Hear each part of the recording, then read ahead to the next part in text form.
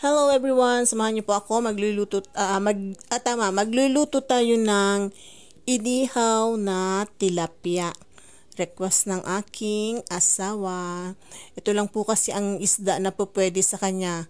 Tilapia at bangus. Anyway, samahan niyo po ako mag-iihaw po tayo. Sorry, pasensya na nagbabakel si Grandma. So, umpisahan po natin sa paglalagay ng asin sa ating tilapia. Nilinis ko na po ng maigi itong ating tilapia. Malinis na po yan. So, ngayon po lalagyan natin ng asin. Bago po natin lalagyan ng palaman sa loob.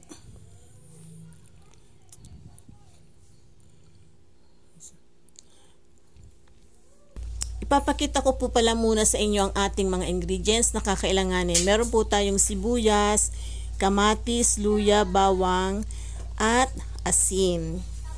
So, umpisahan na natin ang paggawa ng iihawin. So, ayan, nilagyan ko na po ng asin. Lalagyan po natin ng asin. And then, naglagay na rin po ako ng foil sa ating para pambalot. So, this time po lalagyan natin ng kamatis sa loob ng tilapia. Lagay po natin ang kamatis, sibuyas, bawang, at luya. Yan po yung ating palaman sa ating inihaw na tilapia. All natural. Wala pong mga tawag nito, umami. Hindi po ako gumagamit ng umami or ng betchin. So, pag nalagyan na po natin ng palaman sa loob, maglagay din po tayo sa ibabaw ng konting sibuyas, bawang, ganun, or kamatis. Dagdag pampalasa po yan. And then, babalutin na po natin ng aluminum foil. Ayan, kagaya po nito.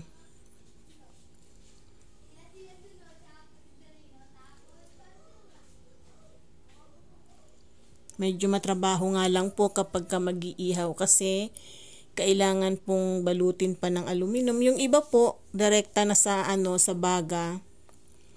Pero kami po kasi mas gusto namin yung binabalot ng aluminum. Para po hindi nasusunog yung balat ng isda.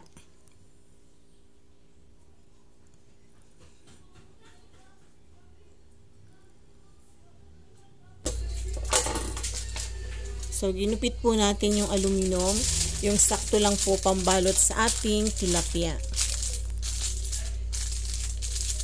Isisealed po natin yung magkabilang dulo para po hindi lumabas yung kanyang katas. Kapag ka nasa baga na.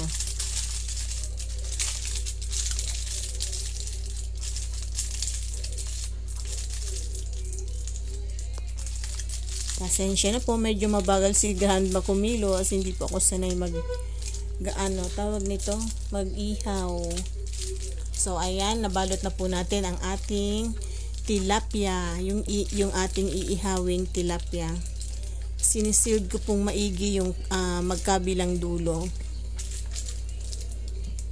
Ayan. And then, gawa ulit po tayo ng pangalawa. Same process lang po. Maglagay tayo ng palaman sa loob. Kamatis, sibuyas, bawang, at luya.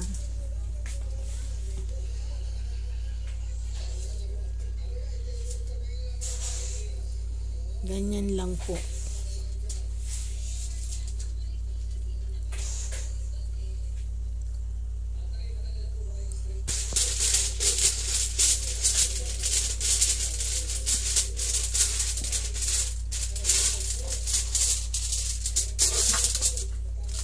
So, ayan, nakakadalawa na po tayo ng binalot na tilapia.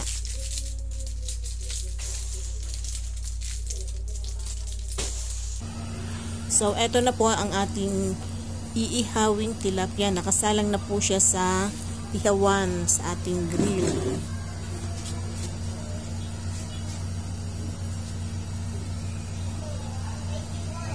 good luck na lang po sa ating inihaw na tilapia. Pero sigurado po akong hindi matututong yung laman yan kasi nga po nakabalot siya ng foil.